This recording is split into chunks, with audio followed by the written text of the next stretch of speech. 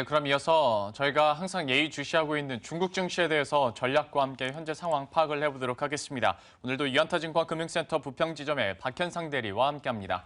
어서 오십시오. 안녕하세요. 네, 안녕하세요.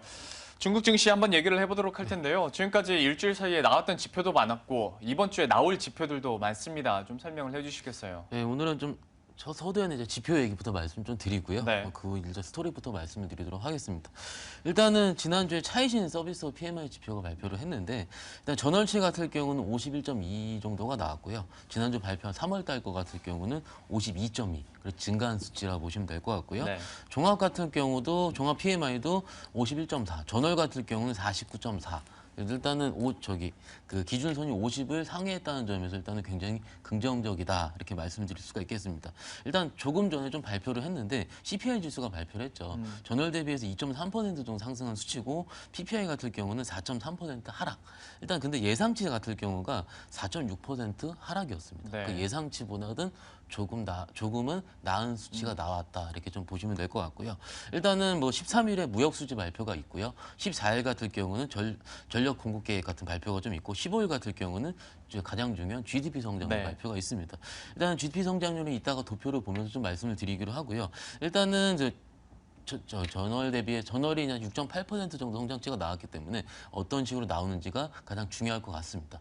일단은 이번 주 일정도 그렇고 지난주 일정, 제가 지지난주 같은 경우에 말씀드렸을 때 지표를 확인해 봐야 된다. 아직은 썩 돌지 않았다. 네. 그리고 지난주 같은 경우는 분위기가 우호적으로 조금씩 돌고 그렇다. 있다까지 네. 아마 기억을 하실 거고요. 예. 뭐 이 좀 내용 보면서 같이 말씀 좀 드려볼게요. 뭐 두 번째 이슈를 좀 말씀드리면은 일단 중국 정부에서 최정부 정책을 시행을 검토한다라고 좀 했는데 최정부라는 내용이 굉장히 재밌습니다. 일단 향후 3년 동안 5년 안에 혹은 좀 짧은 기간 내에 1조 위안 규모의 기업 부채를 주식으로 전환한다는 얘기. 이런 이유 같은 경우는 기업의 부채 비율을 낮추고 그리고 금융 부실을 막는 정책. 어떻게 보면 지금 매크로적인 측면에서 중국 정부가 가장 많이 나오는 얘기가 기업, 지방 정부라든지 중소기업의 부실 때문에 좀 가장 매크로 지표가 나쁘게 나온다 보시면 될 것 같은데요. 네. 일단 이거를 최정부 정책을 통해서 주식으로 바꾸겠다. 즉 좀 전에 뭐 현대상선 이렇게 말씀을 하셨는데 같은 내용입니다. 기업이 법정 관리가 들어가게 되면은 재무구조 개선을 위해서 부채, 채무의 일부분을 주식으로 바꾸게 되고요. 예. 주식에 같은 경우는 아시다시피 분모인 주식수가 늘어나기 때문에 적정 주가가 떨어지게 됩니다. 네. 그래서 법정에 들어가면 안 된다, 나는 이렇게 얘기를 하는데 이런 측면을 봤을 때 순수하게 마켓의 측면에서 봤을 때 부채를 주식으로 전환하는 최정부 정책은 좋을 수도 있습니다. 하지만은 반대로 생각해 봤을 때는 기업 가치의 본질을 떨어뜨리는 그리고 길게 봤을 때는 과연 그걸 통해서 그 해당 기업이 살아날 수 있느냐 이런 두 가지의 정책의 양날성 어떻게 보면 양날의 칼이라 보면 될 것 같죠. 하지만 중국 정부에서는 이거를 좀 구체적인 시행 검토를 하겠다라는 좀 지난주 내용이 좀 있었고요. 그 다음 내용 같은 경우는 일단 3월에 이제 외환보유고가 좀 발표를 했는데 네. 일단은 4개월 연속 감소 증가로 좀 바뀌었다 이렇게 보시면 될 것 같고요. 좀 이따 제 투표를 통해서 같이 말씀드리도록 하겠습니다. 뭐 이슈를 좀 한 가지 더 말씀드려야 되는데 지난주 조정에 대한 이유를 시장에서는 굉장히 많이 여쭤보셨습니다. 특히 시장 참여자. 특별하게 나온 것도 없고 지표는 개선되고 있고. 뭐 이해를 하실 텐데요. 네. 일단은 지난 1월 8일 날 기억하실 겁니다. 제가 오다가 깜짝 놀랐을 때 상해 증시가 6% 이상 하락을 하면서 그때가 대주주의 매각 제한 정책이 풀린다라고 네. 해서 1월 9일 날 다시 성명을 발표해서 뭐 얘기가 많았어요. 길게 했다 이렇게 했는데 일단은 지난주 4월 8일이 3개월째 되는 날입니다. 일단 3개월 되는 날 중국 정부에서는 일단 3개월까지 1% 해당하는 물량 이상을 풀지 말아라였습니다. 근데 4월 8일 날 끝난다. 시장에서 굉장히 좀 의구심을 가졌기 때문에 뭐 개인 투자자님도 아마 투매라고 생각이 되는데 그런 투매가 나왔음에도 불구하고 지수는 견조하게 밑꼬리를 달았다는 점에서 봤을 때는 어느 정도는 매크로적인 지표가 심리를 조금씩 앞서 나가고 있다라고 좀 말씀드릴 수가 있겠고요. 네. 뭐 그다음부터 이제 준비한 좀 그림부터 좀 말씀드려 볼게요. 일단은 뭐 이 그림은 제가 3주 전부터 계속 말씀드리고 있는데 중국의 주간 신규 개설 주식수입니다. 뭐 내용 살펴보시면은 일단은 53만 개에서 4월 첫째 주가 46만 개로 좀 줄어들었습니다. 네. 그렇기 때문에 심리가 약간은 떨어졌다 보시면 될 것 같고요. 그 다음 그림은 서비스업 PMI 차이신 서비스업 종합 PMI 지수 어떻게 보면 그림으로 봤는데 음영 자체가 조금씩은 상승하고 있다라고 보시면 될 것 같고요. 그 다음 그림은 외환 보유액 추이. 외환보유액 추이가 가장 좀 중요한 것 같은데 일단은 3월 들어서 처음 양봉이 솟았습니다. 네. 아시다시피 일단 전월 대비해서 102억 달러 정도가 증가한 수치고요. 총 3조 2,126억 달러. 그렇기 때문에 일단은 외환 보유고 자체도 우리가 지표로 봤을 때는 이제는 어느 정도는 조금씩은 나아지고 있는 상황을 보이고 있다라는 게 우리가 좀 그 도표를 통해서 확인할 수가 있습니다. 그리고 그 다음과 같은 경우는 분기별 GDP 추이 이게 금요일 날 저기 나올 내용인데요. 일단은 점진적으로 완만하게 좀 떨어지고 있는 거 보이실 텐데요. 아마 제가 보기엔 지금 정도 수준 유지할 것 같습니다. 6.8 정도. 뭐 전문가 예상치로는 6.6 정도 나올 텐데 네. 일단 그거 다음 주에 좀 보면서 같이 말씀드리기로 하고요. 일단 마지막으로 제가 시황 면에서 상해 종합지수 차트를 제가 안 띄웠었는데 네. 차트 보면서 제 화면 모습 말씀드리도록 할게요.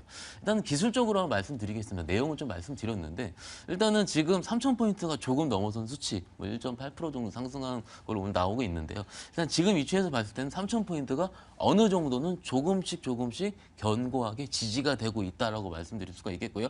지금에서는 3,300포인트까지 한 번 정도는 우리가 도전해 볼 만하다. 하지만은 좀 어떻게 보면 좀 기술 테크닉하게 말씀드리면은 3,000포인트가 강하게 떨어지게 되면은 일단 손절을 잡고 대응하는 것도 맞습니다. 일단은 확률적으로는 3,300포인트가 좀 더 높아 보이지만 그러더라도 전반적으로 완전하게 클리어하게 좀 끝난 문제는 좀 아니기 때문에 손절에 대한 거를 짧게 대응하시는 게 가장 나을 것 같습니다. 예. 이렇게 해서 참 중국 경제 지표 이야기들도 할 것이 많았고 그리고 전략적인 부분에서도 저희가 잠깐 팁을 얻어봤는데요. 마지막으로 그렇다면 오랜만에 종목 얘기 네. 한번 들어보도록 하겠습니다. 어떤 종목 가지고 오셨나요? 일단 최근에 뭐 후강통 매매를 하면서 가장 좀 되게 어려웠던 부분이 어떤 종목을 선택할까 가장 어렵습니다. 네. 왜냐면은 일단 지수 자체를 봤을 때 지수가 완만한 상승세가 예상이 되긴 하지만은 이럴 때 작년과 같은 우리가 환호할 만한 시장에 대한 부분은 아직은 좀 미진하기 때문에 정책에 대한 일변도로 가지면 안 되고요. 지금 같은 네. 경우는 밸류에이션 메이트로 접근을 해야 된다는 논리하에서 일단 화역 자동차 시스템이라는 종목을 준비를 해봤습니다. 오늘의 종목 화역 자동차 시스템인데요. 어떤 업체인지 바로 알아보도록 하죠. 뭐 제가 준비한 그림 보면서 한마디 말씀드리자면요. 네. 일단은 내외장 인테리어가 69% 그리고 모터 등 기능성 부품이 14%.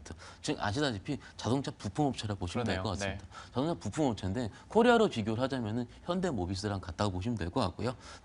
모기업이 상해 자동차입니다. 아시기 때문에 상해 자동차에 어떻게 보면 우리의 그 수혜를 받을 가능성이 굉장히 크다. 가능성이 크다라기보다는 지금도 받고 있고요. 일단 그 다음 그림 보면 좀 말씀드리자면은 화력 자동차 시스템의 주요 고객 매출 비중입니다. 보시면은 뭐 수치는 조금씩 변화하기 때문에 큰 의미는 없을 것 같고요. 상하이 자동차가 있고요. 뭐 GM이 있고 그리고 상하이 GM 그리고 상하이 폭스바겐 어떻게 보면 뭐 글로벌 파트너십을 통해서 구체적으로 회사는 가고 있다. 뭐 PER 지표 제가 써놓지 않았지만은 PER 같은 경우 8배로 정도밖에 나오지 않은 수치이기 때문에 네. 굉장히 안정적이라고 보시면 될 것 같고요.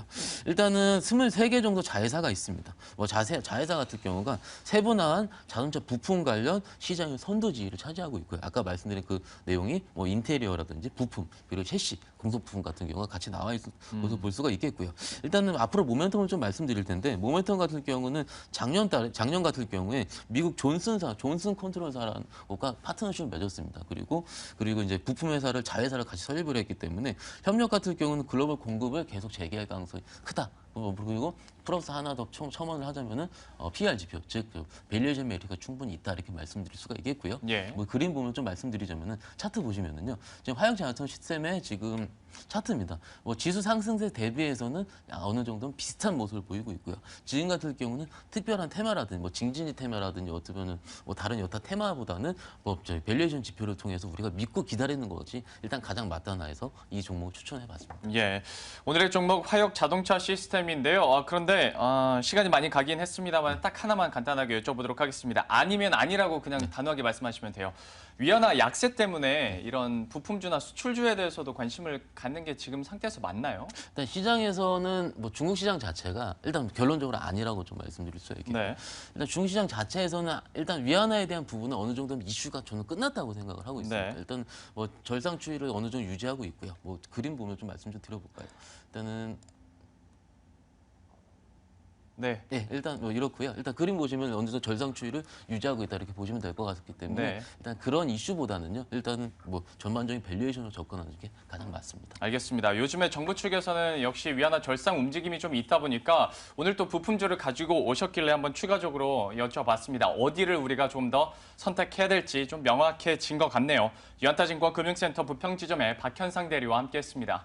고맙습니다. 감사합니다.